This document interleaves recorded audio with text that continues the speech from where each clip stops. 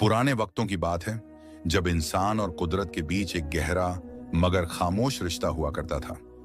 हिंदुस्तान की सरजमीन के पहाड़ों की गोद में बसा एक खुशहाल शहर था, फिरोजाबाद। यह शहर अपनी आलीशान इमारतों, नक्काशीदार झरोखों और बाजारों में बिकने वाले बेशकीमती रेशम के लिए मशहूर था। यहाँ की हवाओं में अजान की गूंज और गुलाब के इत्र की महक बसी रहती थी। मगर इसी शहर के बाहरी हिस्से में एक टूटी फूटी झोपड़ी में जमशेद नाम का एक लकड़हारा रहता था। जमशेद का नाम सुनते ही जंगल के परिंदे सहम जाते और बस्तियों के लोग अपना रास्ता बदल लेते थे। वह एक ऐसा सख्त जान और पत्थर दिल इंसान था जिसकी कुल्हाड़ी की धार कभी कुंद नहीं होती थी और जिसकी आंखों में कभी नमी नहीं देखी गई। उसका कद लंबा, रंग धूप में तपकर तांबे जैसा सुर्ख और मूंछें घनी थीं जो उसके चेहरे को और भी खौफनाक बनाती थीं। वह जंगल के उन हरे भरे दरख्तों का भी बेरहमी से कत्ल कर देता था जो सदियों से परिंदों और जानवरों को पनाह दिए हुए थे।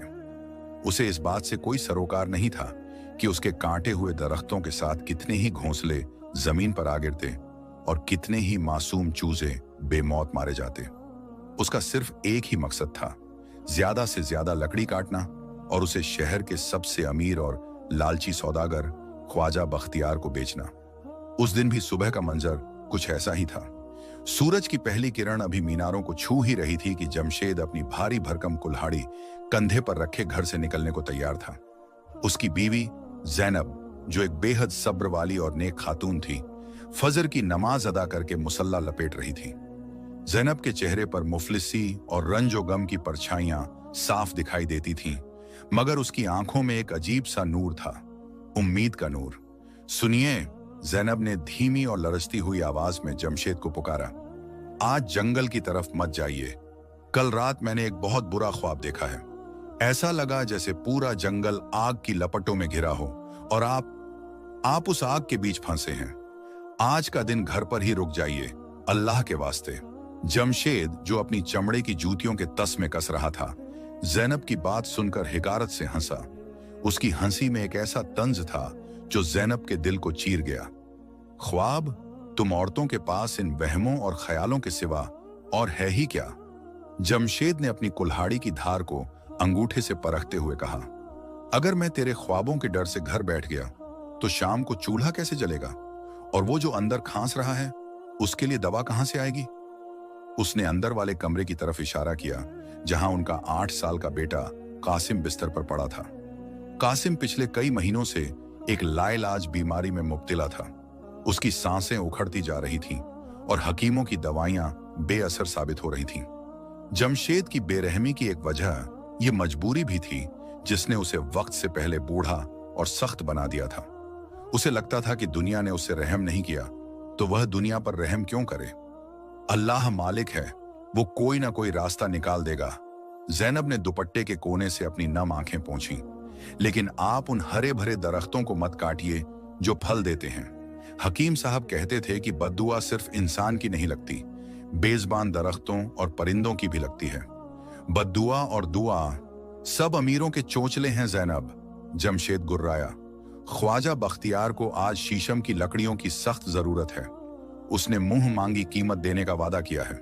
अगर आज मैं खाली हाथ लौटा तो कासिम की दवा तो दूर, हम दाने दाने को मोहताज हो जाएंगे। इतना कहकर जमशेद ने जैनब की तरफ देखे बिना ही दरवाजा खोला और बाहर निकल गया। ठंडी हवा के झोंके ने उसका इस्तकबाल किया, लेकिन उसके दिल की गर्मी कम न हुई। वह तेज कदमों से वादिये खामोश की तरफ चल पड़ा। यह जंगल का वह हिस्सा था जहां जाने से पुराने शिकारी भी कतराते थे। कहा जाता था कि वहां के दरख्तों में रूहें बसती हैं और वहां रास्ता भटकना मौत को दावत देने जैसा है। फिरोजाबाद के बाजार से गुजरते हुए उसे हर तरफ जिंदगी की चहल पहल दिखाई दी। हलवाई अपनी दुकानों पर ताजा जलेबियां और शीर माल सजा रहे थे। इत्र फरोश अपनी शीशियां जमा रहे थे। मगर जमशेद की नजरें सिर्फ अपने रास्ते पर थीं। तभी उसे एक शानदार घुद्दा गाड़ी के पास ख्वाजा बख्तियार खड़ा दिखाई दिया। ख्वाजा बख्तियार, जो रेशमी शेरवानी और सर पर कीमती पगड़ी पहने हुए था, अपने मुंशी को डांट रहा था। जैसे ही उसकी नजर जमशेद पर पड़ी, उसके चेहरे पर एक मक्कार मुस्कुराहट फैल गई। आओ आओ जमशेद मियां, मैं तुम्हारा ही इंतजार कर रहा था, याद है ना? आज मुझे वो लकड़ी चाहिए जो सबसे पुरानी और मजबूत हो। शाही महल के नए दरवाजे बनने हैं और सुल्तान को मामूली लकड़ी पसंद नहीं। जमशेद ने अदब से नहीं बल्कि एक पेशेवर अंदाज में सिर हिलाया। मुझे याद है ख्वाजा जी, आज मैं वादी खामोश के उस पार जाऊंगा। सुना है वहां ऐसे दरख्त हैं जो लोहे से भी ज्यादा सख्त हैं, लेकिन दाम वही मिलेगा जो तय हुआ था। ख्वाजा बख्तियार ने अपनी मूंछों को ताव देते हुए कहा, अगर माल अच्छा हुआ तो दाम की फिक्र मत करो। और हाँ, सुना है उस जंगल में नायाब जानवर भी हैं। अगर कोई ऐसा वैसा जानवर मिले जिसकी खाल कीमती हो तो उसका भी सौदा कर लेंगे। जमशेद की आंखों में चमक आ गई। वह बिना कुछ कहे आगे बढ़ गया। जंगल में दाखिल होते ही फिजा बदल गई। शहर का शोर पीछे छूट गया और उसकी जगह सूखे पत्तों की सरसराहट और जंगली हवाओं की साएं साएं ने ले ली। जमशेद बिना रुके, बिना थके, झाड़ियों को अपनी कुल्हाड़ी से काटता हुआ आगे बढ़ता गया। दोपहर होते होते वह जंगल के उस हिस्से में पहुंच गया जहां सूरज की रोशनी भी बमुश्किल जमीन तक पहुंच पाती थी। यहाँ के दरख्त विशालकाय थे, जिनकी जड़ें अजगर की तरह जमीन से बाहर निकली हुई थीं। प्यास और थकान से उसका गला सूख रहा था, लेकिन उसके कदम नहीं रुके। अचानक उसे एक अजीब सी आवाज सुनाई दी। यह किसी जानवर के रोने की आवाज नहीं थी, बल्कि एक सुरीली मगर दर्द भरी पुकार थी। जैसे कोई बांसुरी बजा रहा हो, लेकिन उसमें धुन की जगह कराह हो। जमशेद ठिठक गया। उसने अपनी कुल्हाड़ी मजबूती से पकड़ी और आवाज की दिशा में बढ़ा। झाड़ियों को हटाते हुए जब उसने सामने का मंजर देखा तो उसकी सांसें हलक में अटक गईं। सामने एक छोटे से झरने के किनारे एक याकूती हिरण जाल में फंसा हुआ तड़प रहा था। यह कोई मामूली हिरण नहीं था। उसकी खाल सूरज की किरणों की तरह सुनहरी थी, लेकिन उस पर लाल रंग के याकूत जैसे धब्बे चमक रहे थे। उसकी आंखें इंसानों जैसी गहरी और समझदार थीं, और उसके सींग कांच या हीरे के बने मालूम होते थे, जिनमें से एक मध्यम सी नीली रोशनी निकल रही थी। या खुदा, ये क्या बला है? जमशेद बड़बड़ाया। इतनी उम्र हो गई जंगल छानते हुए, मगर ऐसा जानवर आज तक नहीं देखा। अगर मैं इसे ख्वाजा बख्तियार के पास ले जाऊं तो वह इसके बदले मुझे इतना सोना देगा कि मेरी 7 पुश्तें राज करेंगी। लालच का एक सैलाब उसके दिमाग में उमड़ आया। उसने अपनी कुल्हाड़ी कमर में खोसी और एक मजबूत रस्सी निकाली। वह दबे पांव हिरण की तरफ बढ़ा। हिरण ने उसे अपनी तरफ आते देख लिया। उसने भागने की कोशिश की, मगर शिकारी का जाल बहुत मजबूत था। वह जितना तड़पता, जाल उतना ही कसता जाता। जमशेद अब हिरण के बिल्कुल करीब था। उसके चेहरे पर वही जालिमाना मुस्कान थी जो अक्सर परिंदों का शिकार करते वक्त होती थी। बस, अब तेरा खेल खत्म। तेरी ये चमड़ी और ये सींग मेरी किस्मत बदल देंगे। जैसे ही जमशेद ने हिरण को पकड़ने के लिए हाथ बढ़ाया, एक हैरत अंगेज वाकया पेश आया। हिरण ने अपनी बड़ी बड़ी भीगी हुई आंखें उठाईं और जमशेद की आंखों में सीधे देखा, और फिर हिरण की आवाज में एक अजीब सा वकार और ठहराव था। मैं न जिन्न हूं न रूह, मैं वादी ए नूर का मुहाफिज हूं। मेरा शिकार करना तुम्हारे लिए तबाही लाएगा जमशेद। मुझे आजाद कर दो, इसी में तुम्हारी भलाई है। जमशेद का डर पल भर में गायब हो गया और उसकी जगह फिर उसी लालच ने ले ली। उसने सोचा कि यह जानवर उसे डराकर भागना चाहता है।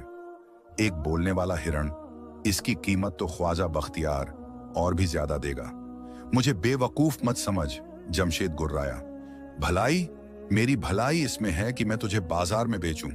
मेरे घर में मेरा बेटा मर रहा है, खाने को दाना नहीं है। तेरी आजादी मेरे बेटे की जान नहीं बचा सकती। हिरण ने बड़े अफसोस से जमशेद को देखा। तुम गलत सोच रहे हो।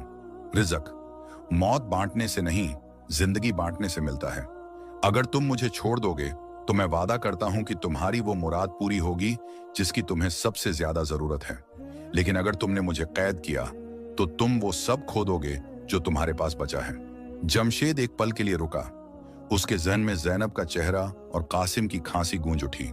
क्या उसे इस तिलिस्मी जानवर की बात मान लेनी चाहिए? लेकिन अगले ही पल ख्वाजा बख्तियार की थैलियों की खनक उसके कानों में गूंजने लगी। वादे वादे तो सब करते हैं, मुझे नकद चाहिए। जमशेद ने फैसला कर लिया। उसने झपट्टा मारा और हिरण के पैरों को रस्सी से बांध दिया। हिरण ने इस बार कोई मुजाहमत नहीं की। वह बिल्कुल शांत हो गया, जैसे उसने अपनी तकदीर मान ली हो।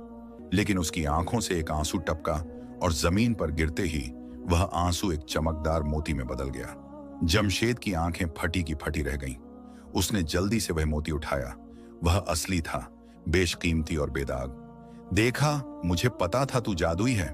जमशेद खुशी से पागल हो गया। अभी तो सिर्फ एक आंसू है, जब तुझे ख्वाजा के पास ले जाऊंगा तो न जाने क्या क्या मिलेगा। उसने भारी हिरण को अपने कंधों पर लादा। हिरण का वजन पहाड़ जैसा मालूम हो रहा था, लेकिन लालच की ताकत ने जमशेद के पैरों में जान डाल दी थी। वह वापस शहर की तरफ चल पड़ा। शाम गहराने लगी थी और जंगल के साए अब और भी डरावने हो गए थे। लेकिन जमशेद को न तो अंधेरे का डर था और न ही जंगली जानवरों का। उसे सिर्फ अपनी आने वाली दौलत दिखाई दे रही थी। जब वह शहर की सरहद पर पहुंचा तो रात हो चुकी थी। फिरोजाबाद की गलियां सुनसान थीं, लेकिन ख्वाजा बख्तियार की हवेली में अब भी रोशनदानों से रोशनी छन रही थी। जमशेद सीधा हवेली के बड़े दरवाजे पर पहुंचा और जोर जोर से दस्तक दी।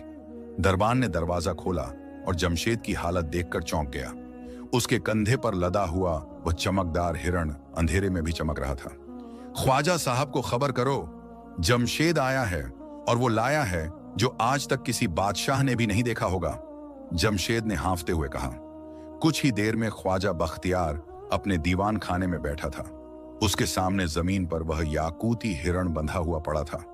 ख्वाजा की आंखें लालच से चमक रही थीं। वह अपनी जगह से उठा और हिरण के चारों तरफ चक्कर लगाने लगा, जैसे कोई जौहरी किसी नायाब हीरे को परख रहा हो। सुभान अल्लाह, सुभान अल्लाह। ख्वाजा के मुंह से राल टपकने लगी। जमशेद, तूने तो कमाल कर दिया।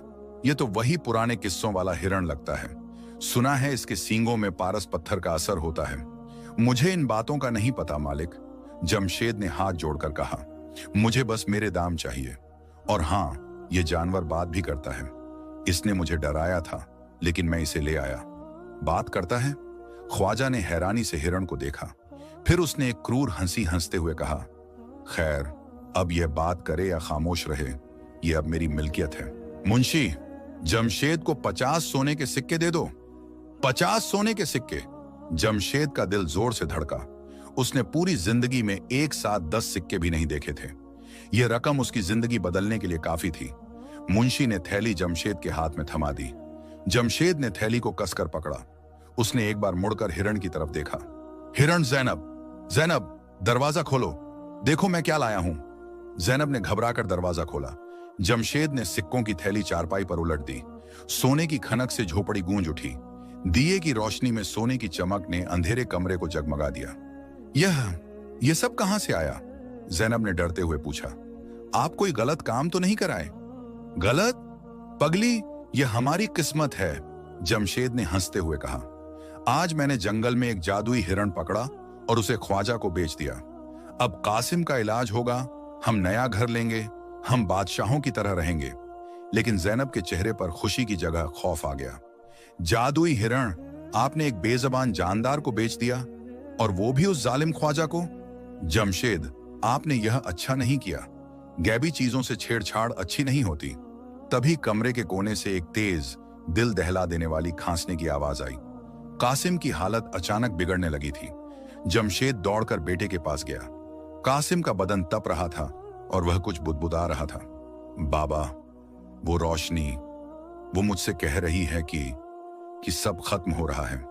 कासिम बेहोश हो गया। जमशेद के हाथ पांव फूल गए। मैं अभी हकीम को लाता हूं। अब मेरे पास पैसा है, मैं शहर के सबसे बड़े हकीम को लाऊंगा। वह सिक्कों की थैली से मुट्ठी भर सिक्के लेकर रात के अंधेरे में फिर बाहर भागा। लेकिन जैसे ही उसने घर की देहरी पार की, एक तेज आंधी चलने लगी। हवा इतनी तेज थी कि उसे खड़ा रहना मुश्किल हो रहा था। आसमान में काले बादल घिर आए और बिजली कड़कने लगी। ऐसा लग रहा था जैसे कुदरत जमशेद से नाराज हो। वह गिरता पड़ता हकीम आला के घर पहुंचा। उसने दरवाजा पीटा। हकीम साहब बाहर आए। जमशेद ने उनके कदमों में सोने के सिक्के रख दिए। मेरे बेटे को बचा लीजिए हकीम साहब, वह मर रहा है। हकीम साहब ने सिक्के देखे और फिर जमशेद को। चलो।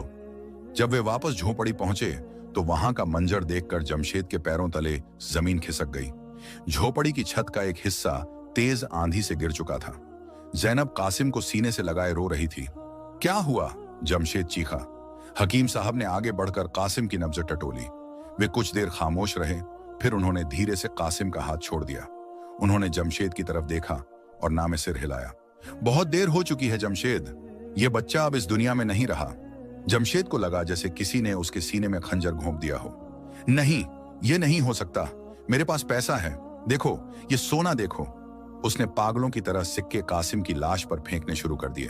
उठ कासिम, देख तेरे बाबा तेरे लिए क्या लाए हैं। लेकिन कासिम खामोश था। जैनब ने जमशेद का हाथ पकड़ लिया। उसकी आंखों में आंसू सूख चुके थे। उसने एक अजीब सी सर्द आवाज में कहा, मैंने कहा था ना, अगर तुमने मुझे कैद किया तो तुम वो सब खो दोगे जो तुम्हारे पास बचा है। गम और पछतावे की आग ने जमशेद के दिमाग को सुन्न कर दिया था। वह जमीन पर गिर पड़ा और दहाड़े मार मार कर रोने लगा। वह रात उसकी जिंदगी की सबसे काली रात थी। वह पूरी रात अपने बेटे की लाश के पास बैठा रहा और वह सोने के सिक्के उसे सांप बिच्छू की तरह नजर आने लगे। अगली सुबह जब कासिम को दफनाया गया तो जमशेद एक जिंदा लाश की तरह खड़ा था। लोग चले गए। जैनब घर के अंधेरे कोने में बुत बनी बैठी रही। लेकिन जमशेद को घर की दीवारों से, उस सोने से और खुद अपने वजूद से घिन आने लगी थी। शाम होते होते एक जुनून उसके सिर पर सवार हो गया। यह सब उस ख्वाजा और मेरी गलती की वजह से हुआ। अगर मैं उस हिरण को आजाद करा दूं तो शायद अल्लाह मुझे माफ कर दे। शायद मेरे दिल का यह बोझ हल्का हो जाए। उसने वह कुल्हाड़ी उठाई जिसने उसे यह दौलत दी थी और ख्वाजा बख्तियार की हवेली की तरफ दौड़ पड़ा। लेकिन इस बार वह शिकार करने नहीं बल्कि अपने गुनाहों का कफ्फारा करने जा रहा था। उसे नहीं मालूम था कि ख्वाजा की हवेली में अब क्या हो रहा है और वह किस नई मुसीबत में कूदने जा रहा है। रात का सन्नाटा अब वहशत में तब्दील हो चुका था। फिरोजाबाद की गलियां वीरान थीं, मगर जमशेद के कदमों की थाप सन्नाटे का सीना चीर रही थी। उसकी आंखों में आंसू नहीं थे बल्कि पशेमानी की एक ऐसी आग थी जो उसे अंदर ही अंदर जलाए जा रही थी।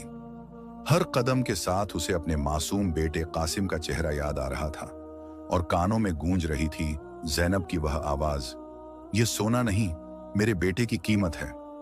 हवा के झोंके उसके कानों में सरगोशियां कर रहे थे, जैसे जंगल की रूहें उसे धिक्कार रही हों। जमशेद का दम फूल रहा था, पसीना माथे से बहकर आंखों में चुभ रहा था, मगर वह रुका नहीं। उसके हाथ में पकड़ी हुई कुल्हाड़ी, जो कल तक उसकी ताकत थी, आज उसे एक बोझ मालूम हो रही थी। एक ऐसा बोझ जिसे उतारने के लिए उसे अपनी जान की बाजी लगानी थी। जब वह ख्वाजा बख्तियार की आलीशान हवेली के करीब पहुंचा तो वहां का मंजर ही कुछ और था। हवेली के बाहर मशालें जल रही थीं और अंदर से साझो आवाज की लहरें बाहर आ रही थीं। ऐसा लग रहा था जैसे वहां कोई जश्न चल रहा हो। ख्वाजा बख्तियार ने उस नायाब हिरण की नुमाइश के लिए शहर के रईसों और ओहदेदारों को दावत पर बुलाया था। हवेली के मुख्य दरवाजे पर दो निहायत मजबूत और दीव हैकर दरबान पहरा दे रहे थे। उनके हाथों में नंगी तलवारें चमक रही थीं। जमशेद सीधा उनकी तरफ बढ़ा। उसकी हालत किसी मजनू जैसी थी, कपड़े धूल में अटे हुए, बाल बिखरे हुए और आंखें लहू की तरह सुर्ख। रुक जाओ, ए पागल, कहां मुंह उठाए चला जा रहा है? एक दरबान ने अपनी भारी आवाज में गरजते हुए उसका रास्ता रोका। जमशेद रुका नहीं, उसकी रफ्तार और बढ़ गई। उसने अपनी कमर से बंधी हुई सोने के सिक्कों की थैली निकाली, वही थैली जो उसके बेटे की मौत का सबब बनी थी, और पूरी ताकत से दरबान के मुंह पर दे मारी। हटो मेरे रास्ते से, मुझे ख्वाजा से मिलना है। जमशेद दहाड़ा। सिक्कों की थैली दरबान के चेहरे पर लगी और फट गई। सोने के सिक्के खनखनाते हुए पत्थरीले फर्श पर बिखर गए। दोनों दरबान एक पल के लिए हक्के बक्के रह गए।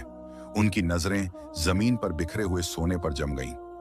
हिर्स ने उन्हें अपनी गिरफ्त में ले लिया। बस इसी एक लम्हे की गफलत का फायदा उठाकर जमशेद उनके बीच से निकल गया और हवेली के अंदर दौड़ पड़ा। अंदर का नजारा किसी ख्वाब गफलत जैसा था। एक विशाल दालान में रेशमी कालीन बिछे हुए थे। छत से लटकते हुए कीमती फानूस अपनी रोशनी से रात को दिन बना रहे थे। शहर के नामी गिरामी ताजर और रईस मसंदों पर बैठे शराब के जाम टकरा रहे थे, और उस दालान के बिल्कुल बीचों बीच एक लोहे के पिंजरे में वह याकूती हिरण कैद था। हिरण अब वैसा नहीं दिख रहा था जैसा जंगल में था। उसकी सुनहरी खाल की चमक मध्यम पड़ चुकी थी। उसकी बड़ी बड़ी आंखों में एक गहरा इज्तिराब और उदासी थी, लेकिन उसके सींगों से निकलने वाली वह नीली रोशनी अब भी कायम थी, जो पिंजरे की सलाखों से टकराकर एक अजीब सी तिलिस्मी फिजा पैदा कर रही थी। मेहमान उस जानवर को देखकर हैरत और लालच भरी निगाहों से बातें कर रहे थे। ख्वाजा बख्तियार एक ऊंची मसनद पर बैठा, हुक्के की पाइप मुंह में लगाए बड़े तकब्बुर से मुस्कुरा रहा था। देखा आप हजरात ने, यह है कुदरत का वह करिश्मा जो सिर्फ ख्वाजा बख्तियार की कैद में आ सकता है। सुना है इसके आंसू मोती बन जाते हैं। अभी हम इसका तमाशा देखेंगे। तभी अचानक एक जोरदार धमाका हुआ और दालान का भारी भरकम दरवाजा किसी ने ठोकर मारकर खोल दिया। महफिल में सन्नाटा छा गया। साजिंदों के हाथ रुक गए। सबकी नजरें दरवाजे पर जा टिकीं, जहां जमशेद हाथ में कुल्हाड़ी लिए किसी घायल शेर की तरह हांफता हुआ खड़ा था। ख्वाजा! जमशेद की आवाज दालान की ऊंची छतों से टकराकर गूंजी। मेरा शिकार मुझे वापस दे दे। ख्वाजा बख्तियार ने अपनी मसनद से झुककर देखा और एक कहकहा लगाया। अरे, यह तो वही लकड़हारा है। जमशेद मियां, तुम यहां? क्या वो 50 सिक्के कम पड़ गए जो और भीख मांगने आए हो? जमशेद ने फर्श पर थूक दिया। भीख नहीं, मैं अपना ईमान वापस लेने आया हूं। तेरी दौलत ने मेरा घर उजाड़ दिया। मेरा बेटा मर गया ख्वाजा, मेरा कासिम मर गया। उसकी आवाज में इतना दर्द था कि महफिल में बैठे कुछ लोगों के दिल दहल गए। लेकिन ख्वाजा बख्तियार का दिल पत्थर का था। उसने लापरवाही से हाथ हिलाया। हर किसी का वक्त मुकर्रर है जमशेद। इसमें मेरा या मेरे सोने का क्या कसूर? अब दफा हो जा यहां से, इससे पहले कि मैं तुझे धक्के देकर बाहर निकलवाऊं। यह जानवर अब मेरी मिल्कियत है। यह किसी की मिल्कियत नहीं है। जमशेद चिल्लाया और पिंजरे की तरफ दौड़ पड़ा। यह जंगल की अमानत है। ख्वाजा का चेहरा गुस्से से तमतमा उठा। पकड़ो इसे, इसकी बोटियां काटकर कुत्तों को डाल दो। ख्वाजा का हुक्म मिलते ही दालान के चारों तरफ खड़े मुहाफिज अपनी तलवारें खींचकर जमशेद की तरफ लपके।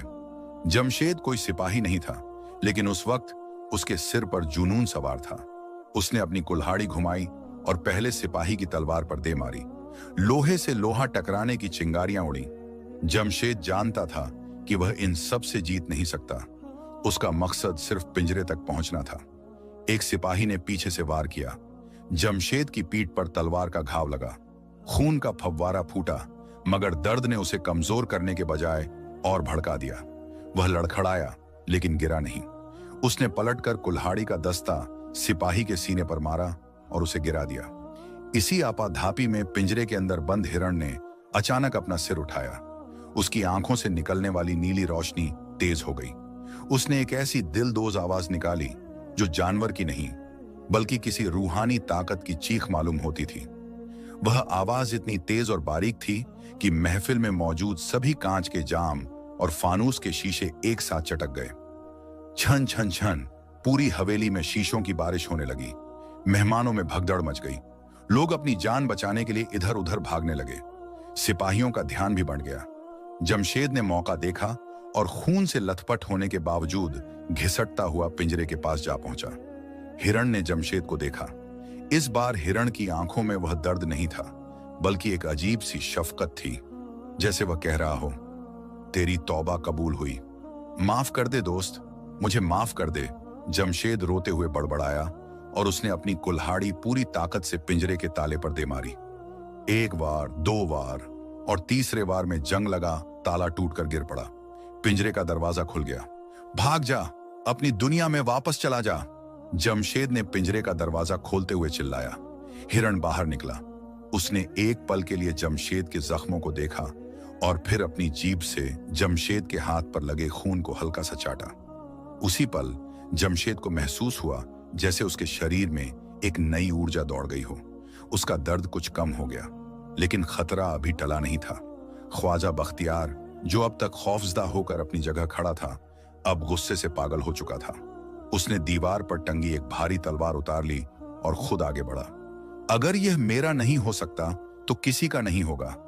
ख्वाजा ने चीखते हुए तलवार हिरण की गर्दन पर चलाने के लिए उठाई। जमशेद ने यह देखा और बिना सोचे समझे हिरण के सामने आ गया। नहीं! ख्वाजा की तलवार जमशेद की कुल्हाड़ी के दस्ते पर आ लगी। झटका इतना तेज था कि जमशेद दूर जा गिरा। ख्वाजा दोबारा वार करने ही वाला था कि हिरण ने एक ऐसी हरकत की जिसकी किसी को उम्मीद न थी। हिरण ने अपने पिछले पैरों पर खड़े होकर अपने उन कांच जैसे सींगों को ख्वाजा की तरफ कर दिया। सींगों से एक तेज नूरानी शुआ निकली जो सीधी ख्वाजा की आंखों में जा लगी। आह, मेरी आंखें! ख्वाजा अपनी आंखों को हाथों से ढककर चीख पड़ा और लड़खड़ाकर पीछे गिर गया। वह रोशनी इतनी तेज थी कि वहां मौजूद हर शख्स को कुछ पलों के लिए अंधा कर गई। पूरा दालान सफेद रोशनी में डूब गया था। जमशेद को लगा जैसे कोई उसे अपनी बाहों में उठा रहा हो। एक भारी और गूंजती हुई आवाज उसके जहन में उभरी, मेरे साथ चलो ए आदमजाद, यहां रुकना मौत है। जब रोशनी थोड़ी कम हुई तो जमशेद ने देखा कि हिरण हवेली के मुख्य दरवाजे की तरफ भाग रहा है और बार बार पीछे मुड़कर जमशेद का इंतजार कर रहा है।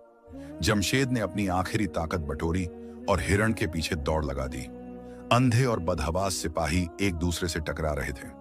जमशेद और वह याकूती हिरण हवेली के विशाल दरवाजे से बाहर निकलकर अंधेरी रात की गोद में समा गए। पीछे रह गई थी ख्वाजा बख्तियार की चीखें और एक बर्बाद हुई महफिल। लेकिन फिरोजाबाद की मुसीबत अभी खत्म नहीं हुई थी। शहर के बाहर जंगल की सरहद पर पहुंचकर दोनों रुके। जमशेद बुरी तरह से हाँफ रहा था, उसके जिस्म से खून बह रहा था। हिरण उसके करीब आया और इंसान की बोली में बोला, तुमने अपनी जान पर खेलकर मेरी आजादी लौटाई है जमशेद, तुम्हारा कफारा अदा हुआ। लेकिन हिरण की आवाज में एक गहरी चिंता थी। लेकिन क्या? जमशेद ने दर्द से कराहते हुए पूछा। ख्वाजा बख्तियार सिर्फ एक लालची सौदागर नहीं है, हिरण ने शहर की तरफ देखते हुए कहा, जहां अब खतरे के नगाड़े बजने शुरू हो चुके थे। उसका ताल्लुक काला पहाड़ के उन जादूगरों से है जो सदियों से मेरी तलाश में हैं। मैंने अपनी हिफाजत के लिए जो नूर इस्तेमाल किया, उसने उन्हें मेरा पता दे दिया है। अब यह शहर मेरे लिए और तुम्हारे लिए महफूज नहीं रहा। तो हम कहां जाएंगे? जमशेद ने पूछा। उसके पास अब लौटने के लिए कोई घर नहीं था। जैनब शायद उसे कभी माफ न करे और कासिम अब इस दुनिया में नहीं था। वादी-ए-नूर, हिरण ने रहस्यमयी अंदाज में कहा, वहां जहां इंसान का कदम पड़ना मना है, लेकिन रास्ता बहुत कठिन है। क्या तुम मेरे साथ चलने को तैयार हो?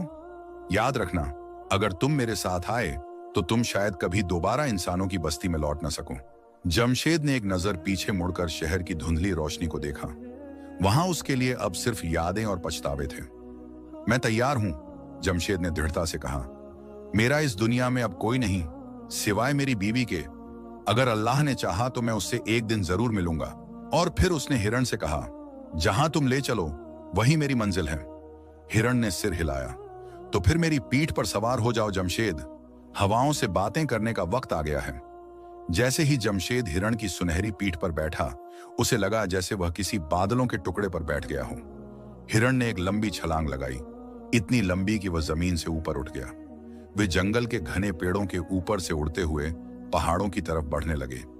नीचे ख्वाजा बख्तियार अपनी हवेली में खड़ा, अपनी जलती हुई आंखों पर बर्फ का फाहा रखे गुस्से से कांप रहा था।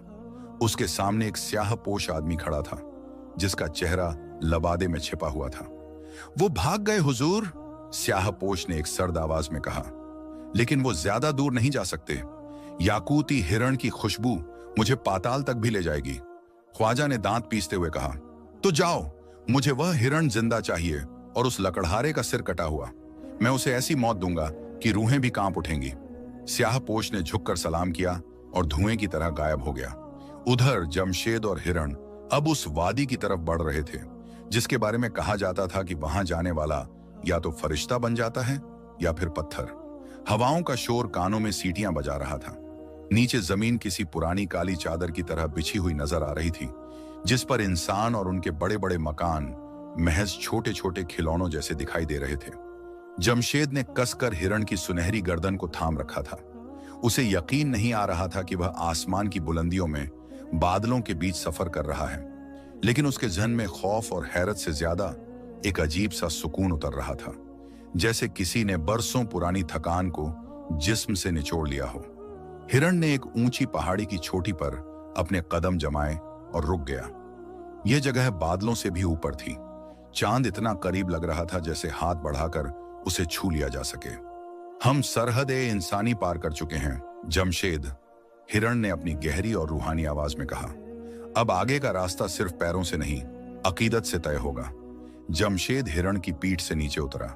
उसने देखा कि सामने एक विशाल खाई थी, जिसके उस पार कोहरा और धुंध छाई हुई थी। उस धुंध के बीच से कभी कभी नीली और सुनहरी रोशनी की किरणें फूटती थीं, जैसे वहां कोई छिपा हुआ सूरज चमक रहा हो। वो क्या है? जमशेद ने इशारे से पूछा। वो वादी ए नूर का दरवाजा है, हिरण ने बताया, लेकिन वहां तक पहुंचना आसान नहीं। हमारे पीछे मौत आ रही है और आगे इम्तिहान। अभी हिरण की बात पूरी भी नहीं हुई थी कि अचानक फिजा में एक तब्दीली महसूस हुई। ठंडी हवा यकायक गर्म और बदबूदार हो गई, जैसे किसी मुर्दा जानवर की सड़ी हुई गंध हवा में घुल गई हो। आसमान में चमकता हुआ चांद काले बादलों के पीछे छिप गया और चारों तरफ घुप अंधेरा छा गया। वो आ गया, हिरण की आवाज में पहली बार चिंता सुनाई दी। जमशेद, मेरे करीब रहना, ख्वाजा का भेजा हुआ शैतान पहुंच चुका है। तभी पीछे के अंधेरे से एक खौफनाक हंसी गूंजी। ये हंसी इंसान की नहीं थी, बल्कि किसी ऐसी मखलूक की थी जिसका गला सदियों से सूखे कुएं जैसा वीरान हो। भागना फिजूल है, ए जंगल के बागी, एक भारी भरकम साया धुंध से बाहर निकला। यह वही स्याह पोशक जादूगर था, लेकिन अब वह जमीन पर नहीं बल्कि हवा में तैरते हुए एक काले धुएं के बवंडर पर सवार था। उसका नाम जिगाल था, काला पहाड़ का सबसे खतरनाक जादूगर। उसका चेहरा अभी भी नकाब में छिपा था, लेकिन उसकी आंखों की जगह दो जलते हुए अंगारे चमक रहे थे। जिगाल ने अपना हाथ हवा में लहराया और एक अजीब सा मंत्र पढ़ा। या सिफली कुव्वत, इन्हें जकड़ ले। उसके हाथ से काले सांपों जैसी परछाइयां निकली और तेज रफ्तार से जमशेद और हिरण की तरफ लपकी। जमशेद डर के मारे पीछे हटा और उसका पैर फिसला। वह खाई में गिरते गिरते बचा। मत डरो, हिरण चिल्लाया। उसके सींगों से वही मुकद्दस नीली रोशनी फूटी और एक ढाल बनकर उनके सामने तन गई। काली परछाइयां जैसे ही उस रोशनी से टकराईं, झलकर राख हो गईं। जिगाल यह देखकर गुस्से से चीख उठा। नूर की यह मामूली चिंगारी मेरे इल्म सियाह का मुकाबला नहीं कर सकती। जिगाल ने इस बार अपनी आस्तीन से एक इंसानी खोपड़ी निकाली और उसे जमीन पर पटक दिया। खोपड़ी के टुकड़े होते ही उसमें से गहरा हरा धुआं निकला और उसने एक अजदहे की शक्ल ले ली। वह धुएं का अजदहा मुंह फाड़े झर उगलते हुए उनकी तरफ बढ़ा। हिरण ने जमशेद की तरफ देखा। जमशेद, अब वक्त आ गया है कि तुम अपनी कुल्हाड़ी का इस्तेमाल करो, लेकिन लकड़ी काटने के लिए नहीं, बल्कि बुराई की जड़ काटने के लिए। जमशेद कांप रहा था। मैं इस जादूगर से कैसे लड़ सकता हूं? मैं तो एक मामूली लकड़हारा हूं। नहीं, हिरण की आवाज गूंजी, तुम अब मामूली नहीं रहे, तुमने तौबा की है, और तौबा करने वाले के हाथ में गुनहगार के हाथ से ज्यादा ताकत होती है। अपनी कुल्हाड़ी उठाओ और अल्लाह का नाम लेकर वार करो। जमशेद के अंदर बिजली सी कौंध गई। उसे अपने बेटे कासिम का चेहरा याद आया, जिसकी जान इसी लालच और बुराई ने ली थी। उसके रग रग में गुस्सा और इंतकाम की जगह एक नई हिम्मत ने ले ली, बुराई को मिटाने की हिम्मत। उसने अपनी कुल्हाड़ी मजबूती से पकड़ी। जैसे ही धुएं का अजदहा उसके करीब आया, जमशेद पूरी ताकत से चिल्लाया, या रब! उसने कुल्हाड़ी हवा में घुमाई। कुल्हाड़ी अजदहे के धुएं वाले जिस्म से टकराई और एक हैरत अंगेज वाकया हुआ। जमशेद की कुल्हाड़ी, जो लोहे की थी, अचानक चमकने लगी। हिरण के नूर का एक हिस्सा जमशेद के बाजू से होता हुआ कुल्हाड़ी में समा गया था। शन्न! कुल्हाड़ी के वार ने धुएं के अजदहे को दो टुकड़ों में चीर दिया। अजदहा एक दर्दनाक चीख के साथ बिखर गया और वापस बदबूदार हवा बन गया। जिगाल यह देखकर हक्का बक्का रह गया। यह कैसे मुमकिन है? एक इंसानी लकड़हारा मेरे जादू को काटते। हिरण ने मौका गनीमत जाना। कूदो जमशेद, खाई में कूदो।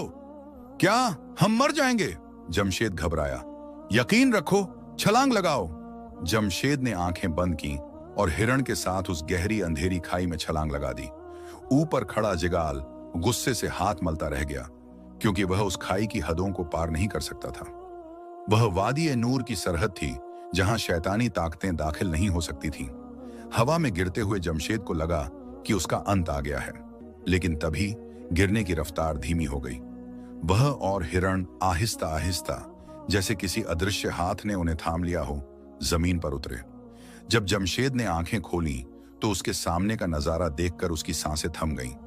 वह किसी जन्नत के टुकड़े पर खड़ा था। यहाँ की मिट्टी से कस्तूरी की खुशबू आ रही थी।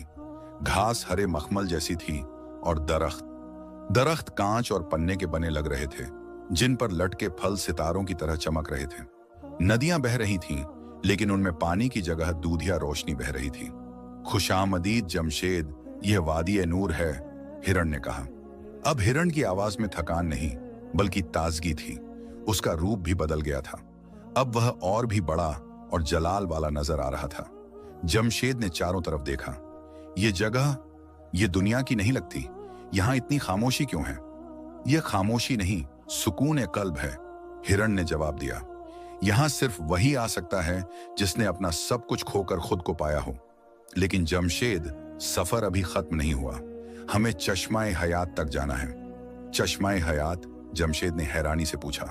हाँ, ख्वाजा बख्तियार की बद्दुआ और तुम्हारे अतीत का बोझ अभी भी तुम्हारे कंधों पर है। जब तक तुम उस चश्मे के पानी से नहीं नहाओगे, तुम्हारा दिल पूरी तरह साफ नहीं होगा, और शायद तुम्हें वहां कुछ ऐसा मिले जिसकी तुम्हें उम्मीद भी ना हो।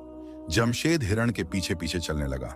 वादी का हर कदम एक नई हैरत लेकर आ रहा था। परिंदे जो वहां उड़ रहे थे, वे चहचहाने के बजाय अल्लाह की हम्द बयां कर रहे थे। कुछ दूर चलने के बाद वे एक गुफा के मुहाने पर पहुंचे। गुफा के बाहर एक बुजुर्ग बैठे थे। उनकी दाढ़ी सफेद और लंबी थी और चेहरे पर इतना नूर था कि जमशेद उनसे नजरें नहीं मिला पा रहा था। हिरण ने झुककर उन बुजुर्ग को सलाम किया। बाबा, मैं मुसाफिर को ले आया हूं। बुजुर्ग ने अपनी आंखें खोली। उनकी आंखों में पूरी कायनात की समझदारी दिखाई दे रही थी। उन्होंने जमशेद को ऊपर से नीचे तक देखा। आओ जमशेद बेटे, हम तुम्हारा ही इंतजार कर रहे थे, बुजुर्ग ने मुस्कुराते हुए कहा। जमशेद हैरान रह गया। आप मेरा नाम जानते हैं? आप कौन हैं? नाम तो इंसान रखते हैं, रूहों की पहचान तो नियत से होती है, बुजुर्ग बोले। मैं इस वादी का निगाहबान हूं। तुम यहां अपने गुनाहों की माफी मांगने आए हो, है ना? जमशेद की आंखों में आंसू भर आए। वह घुटनों के बल बैठ गया। बाबा, मैंने बहुत बड़ा गुनाह किया है। मैंने अपने लालच में अपने बेटे को खो दिया। मैंने मासूम जानदारों का खून बहाया है। क्या मेरे जैसा पापी कभी माफ हो सकता है? बुजुर्ग ने नरमी से जमशेद के सिर पर हाथ रखा। जमशेद, गुनाह करना इंसान की फितरत है, मगर उस पर शर्मिंदा होकर तौबा करना रहमत की कुंजी है। तुम्हारा पछतावा सच्चा है, लेकिन इस वादी का एक उसूल है। क्या उसूल बाबा? तुम्हें अपने सबसे कीमती चीज की कुर्बानी देनी होगी, वह चीज जो तुम्हें अब भी दुनिया से बांधे हुए है, बुजुर्ग ने कहा। जमशेद सोच में पड़ गया। मेरे पास अब बचा ही क्या है? मेरा घर, मेरा बेटा, मेरी बीवी, सब तो छूट गया। मेरे पास तो बस ये फटे पुराने कपड़े और ये कुल्हाड़ी है। बुजुर्ग ने कुल्हाड़ी की तरफ इशारा किया। ये कुल्हाड़ी, ये सिर्फ लोहे का टुकड़ा नहीं है जमशेद। ये तुम्हारी ताकत, तुम्हारे तकब्बुर, प्राइड और तुम्हारे हिंसक अतीत की निशानी है। क्या तुम इसे हमेशा के लिए त्याग सकते हो?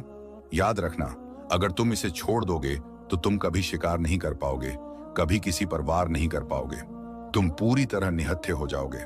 जमशेद ने अपनी कुल्हाड़ी को देखा। यह बरसों से उसकी साथी थी। इसने उसे रोजी दी थी और आज इसी ने उसकी जान भी बचाई थी। इसे छोड़ना मतलब अपनी पहचान मिटा देना था। लेकिन फिर उसे हिरण की वह बात याद आई।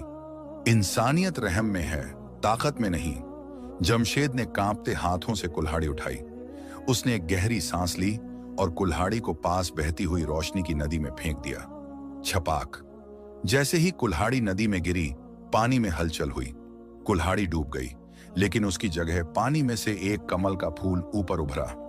वह फूल धीरे धीरे किनारे पर आया और एक खूबसूरत आईने में बदल गया। अब इस आईने में देखो जमशेद, बुजुर्ग ने कहा। जमशेद ने डरते डरते आईने में झांका। उसे उम्मीद थी कि उसे अपना थका हुआ, दाढ़ी बढ़ा हुआ चेहरा दिखेगा, लेकिन आईने में जो दिखा उसने उसे हिलाकर रख दिया। आईने में जमशेद नहीं, बल्कि एक नौजवान लड़का दिखाई दे रहा था, मुस्कुराता हुआ, सेहतमंद और नूरानी चेहरे वाला। यह तो कासिम है, जमशेद चीख पड़ा। मेरा बेटा कासिम, लेकिन यह तो मर चुका है। बुजुर्ग मुस्कुराए। इस वादी में कोई नहीं मरता जमशेद। जो बेगुनाह होते हैं उनकी रूहें यहीं पनाह लेती हैं। तुम्हारा बेटा कासिम जिस्मानी तौर पर दुनिया से जा चुका है, लेकिन उसकी रूह यहीं इसी वादी में महफूज है। तुम्हारी सच्ची तौबा और तुम्हारी कुर्बानी ने तुम्हें उससे मिलने का एक मौका दिया है। जमशेद का दिल जोर जोर से धड़कने लगा। मैं उससे मिल सकता हूं बाबा, मुझे उससे मिलने दीजिए। सब्र मेरे बच्चे, बुजुर्ग ने हाथ उठाया। उससे मिलने के लिए तुम्हें एक आखिरी इम्तिहान से गुजरना होगा। वादी के उस पार गुफा-ए-सदा है। वहां तुम्हें अपनी जिंदगी की हर कड़वी सच्चाई का सामना करना होगा। अगर तुम वहां से सही सलामत निकल आए तो तुम कासिम से मिल सकोगे, लेकिन खबरदार, वहां तुम्हारे डर हकीकत बनकर सामने आएंगे। हिरण ने जमशेद के कंधे को अपनी नाक से छुआ। मैं वहां नहीं जा सकता जमशेद, वह सफर तुम्हें अकेले तय करना होगा। क्या तुम तैयार हो?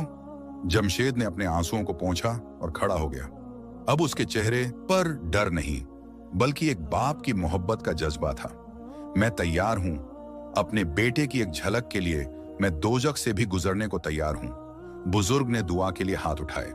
जमशेद ने आखिरी बार हिरण को देखा और उस अंधेरी गुफा की तरफ कदम बढ़ा दिए, जहां से अजीब अजीब सी आवाजें आ रही थीं। जैसे ही जमशेद गुफा के अंदर दाखिल हुआ, पीछे से गुफा का दरवाजा एक भारी पत्थर से अपने आप बंद हो गया। अब सिर्फ जमशेद था और घुप अंधेरा। अचानक अंधेरे में एक आवाज गूंजी, बिल्कुल जमशेद की अपनी आवाज। क्यों आया है यहां? तू कातिल है, तूने ही उसे मारा है, तूने ही उसे मारा है। जमशेद ने अपने कान बंद कर लिए। नहीं, मैं कातिल नहीं हूं, मैंने अनजाने में। झूठ, सब झूठ। हजारों आवाजें एक साथ चीखने लगी। गुफा की दीवारों से खौफनाक परछाइयां निकलने लगीं। वो परछाइयां उन जानवरों की थीं जिनका जमशेद ने शिकार किया था। मरे हुए परिंदे, जख्मी हिरण, खून में लथपथ खरगोश, वे सब उसे घेरने लगे। जमशेद घबरा गया, उसका दम घुटने लगा। क्या यह उसका अंत था? क्या वह अपने ही गुनाहों के बोझ तले दबकर मर जाएगा? तभी उसे ज़ैनब की एक बात याद आई, अल्लाह से बड़ा कोई नहीं, जब हर सहारा टूट जाए तो उसी को पुकारना। जमशेद वहीं जमीन पर सजदे में गिर गया। उसने जानवरों से लड़ने की कोशिश नहीं की, न ही अपनी सफाई दी। उसने सिर्फ रोते हुए कहा, ए मेरे मालिक, मैं मुजरिम हूं, मैं गुनहगार हूं, मुझे सजा दे, लेकिन मेरे बेटे से एक बार मिलवा दे, मुझे माफ कर दे मेरे मौला। जैसे ही उसका माथा जमीन पर लगा और उसके सच्चे आंसू जमीन पर गिरे, गुफा में एक चमत्कार हुआ। जमशेद के आंसुओं ने जमीन पर गिरते ही रोशनी के बीजों की शक्ल ले ली। उन बीजों से देखते ही देखते रोशनी के पौधे फूटने लगे। वो काली और डरावनी परछाइयां उस रोशनी को बर्दाश्त नहीं कर सकीं और धुएं की तरह गायब हो गईं। गुफा का दूसरा छोर खुल गया। वहां से एक सुनहरी रोशनी आ रही थी और एक जानी पहचानी प्यारी सी आवाज सुनाई दी, बाबा। जमशेद ने सर उठाया। सामने रोशनी के बीचों बीच कासिम खड़ा था, बिल्कुल ठीक, सफेद लिबास में और मुस्कुरा रहा था। कासिम! जमशेद दौड़ पड़ा और अपने बेटे को सीने से लगा लिया। यह मिलन रूह और रूह का मिलन था, जिसमें कोई दर्द, कोई बीमारी, कोई मौत बीच में नहीं थी। लेकिन यह खुशी का पल बहुत मुख्तसर था।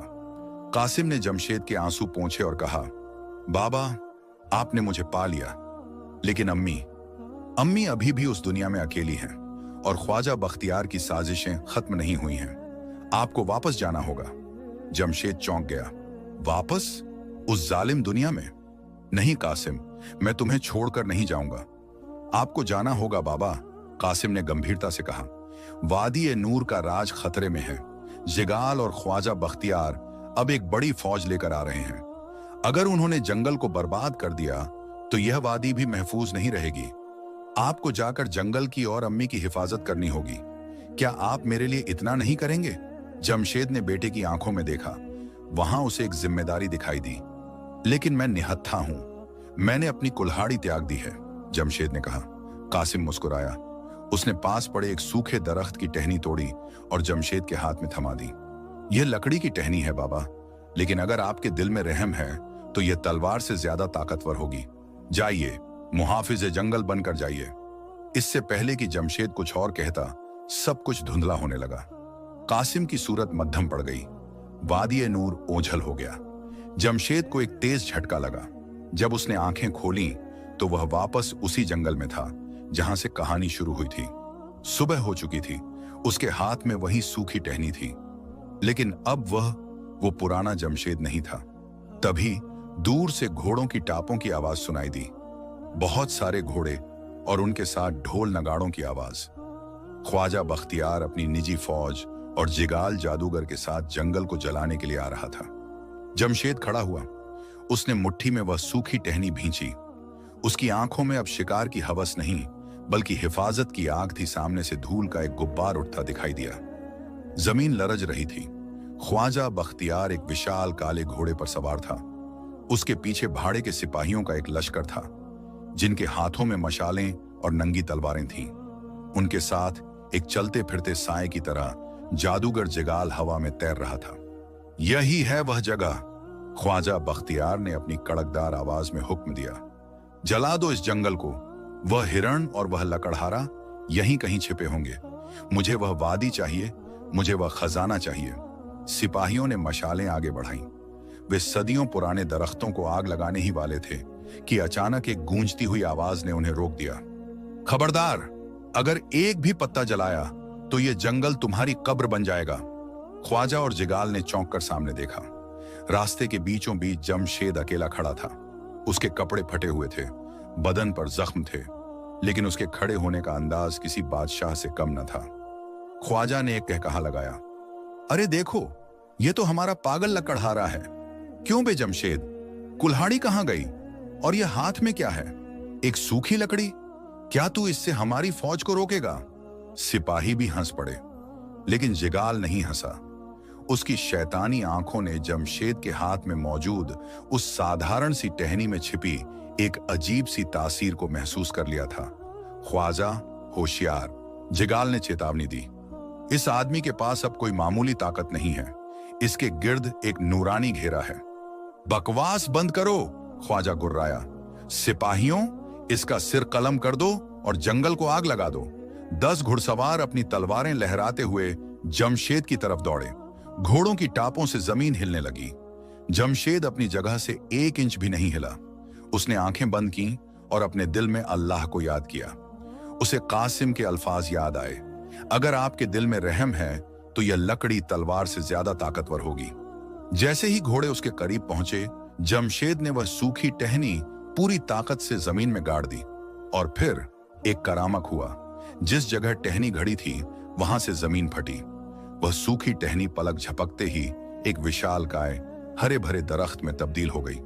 उसकी शाखाएं किसी जिंदा नाग की तरह तेजी से फैली और उन्होंने दौड़ते हुए घोड़ों के रास्ते में एक दीवार खड़ी कर दी। घोड़े बिदक कर रुक गए। सिपाहियों ने लगाम खींची, मगर दरख्त की जड़ों ने जमीन से निकलकर घोड़ों के पैरों को जकड़ लिया। सिपाही जमीन पर गिर पड़े। यह क्या जादू है? ख्वाजा बख्तियार खौफ से चीख उठा। जमशेद ने आंखें खोली। अब उसकी आवाज में एक रूहानी जलाल था। यह जादू नहीं ख्वाजा, यह कुदरत का इंतकाम है। तुम सोने के लिए जिस जमीन को तबाह करने आए हो, आज वही जमीन तुम्हें निगल लेगी। जिगाल गुस्से से पागल हो गया। मैं इस हरे जादू को अपनी काली आग से राख कर दूंगा। जादूगर ने अपने दोनों हाथ उठाए और आसमान की तरफ मुंह करके कुछ मंत्र पढ़े। आसमान से काले रंग की आग के गोले बरसने लगे। जंगल के पेड़ों में आग लगने लगी। परिंदे चीखने लगे। जमशेद का दिल तड़प उठा। नहीं, मेरे रहते नहीं। वह दौड़कर उस विशाल जादुई दरख्त के पास गया और अपना हाथ उसके तने पर रख दिया। ए जंगल के मालिक, अपनी पनाह में ले ले। जमशेद के छूते ही उस दरख्त से पानी की एक जबरदस्त फव्वारा फूटा। यह पानी नहीं, नहीं, रोशनी नहीं, मुझे अंधेरा चाहिए। जिगाल चीखा। वह पीछे हटने लगा, लेकिन रोशनी की रफ्तार तेज थी। जैसे ही नूर की उस लहर ने जिगाल को छुआ, उसका काले धुएं वाला जिस्म तहलील होने लगा। मेरी ताकत खत्म हो रही है। जिगाल की आवाज हवा में बिखर गई और देखते ही देखते उसका वजूद मिट गया। सिर्फ उसका काला लबादा जमीन पर पड़ा रह गया। अब मैदान में सिर्फ ख्वाजा बख्तियार और उसके डरे हुए सिपाही बचे थे। सिपाही अपनी जान बचाकर भाग खड़े हुए। ख्वाजा बख्तियार अकेला रह गया। वह अपने घोड़े से गिर चुका था। उसके चारों तरफ जंगल के कांटेदार पौधे ऐसे उग आए थे जैसे उसे घेर रहे हों। जमशेद धीरे धीरे ख्वाजा की तरफ बढ़ा। ख्वाजा, जो कल तक फिरोजाबाद का सबसे ताकतवर आदमी था, आज कीचड़ में सना हुआ गिड़गिड़ा रहा था। जमशेद भाई, मुझे माफ कर दो, मुझे जाने दो। मैं तुम्हें अपनी सारी दौलत दे दूंगा। मेरी हवेली, मेरा सोना, सब तुम्हारा। जमशेद ख्वाजा के करीब रुका। उसने बड़े सुकून से ख्वाजा की आंखों में देखा। दौलत? जमशेद ने मुस्कुराते हुए कहा। ख्वाजा, जिस दौलत के पीछे तुम भाग रहे थे, उसने तुम्हें अंधा कर दिया था, और जिस दौलत को मैं पा चुका हूं, उसे तुम खरीद नहीं सकते। तो क्या तुम मुझे मार डालोगे? ख्वाजा ने कांपते हुए पूछा। नहीं, जमशेद ने कहा, मैं शिकारी था, अब मुहाफिज हूं। मैं जान लेता नहीं, जान बचाता हूं। जाओ ख्वाजा, अपनी जान ले जाओ, लेकिन याद रखना, ये जंगल अब तुम्हारे लिए हमेशा के लिए बंद है। अगर तुमने दोबारा यहां कदम रखा तो शायद जंगल तुम्हें माफ न करे। कांटेदार झाड़ियों ने रास्ता छोड़ दिया। ख्वाजा बख्तियार अपनी जान बचाकर पागलों की तरह शहर की तरफ भागा। वह गिरता पड़ता